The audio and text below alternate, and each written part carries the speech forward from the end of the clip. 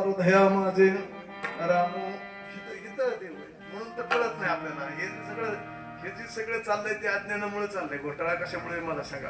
आपण जीवदशेमध्ये वावरतोय, आपण स्वतःला जीव समजायला हा ह्याला साधू म्हणतात.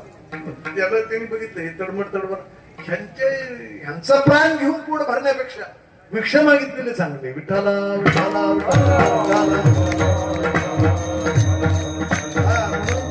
ते मासे वडिलांनी जे मारून आणले होते ते घेतले पाण्यात परत टाकून दिले.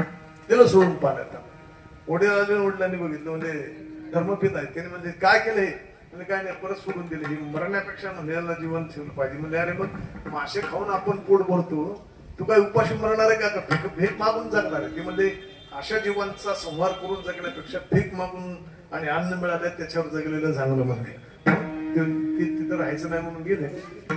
बद्रीनाथ जवळ गेल्यावर तिथे ठरल्याप्रमाणे असं म्हणतात की हे नेमकं तिथे गेले. तिथे भगवान श्री दत्तात्रय महाराज आणि भगवान श्री शंकर एकत्रित त्या ठिकाणी आलेले होते.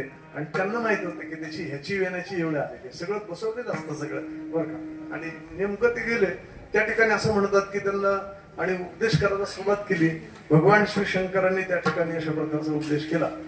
त्यांना सांगितलं की अगोदरच तू उपदेश ऐकलेला आहे आणि म्हणून तुला ह्या संप्रदायामध्ये सगळ्यात महत्वाचे गुरु जे आहेत ते गुरु शंकर आहेत. आणि शंकराची जी परंपरा आहे तीच परंपरा तुमच्याकडे दिलेली आहे. हीच गोष्ट त्या ठिकाणी अभंगाच्या प्रथम चरणात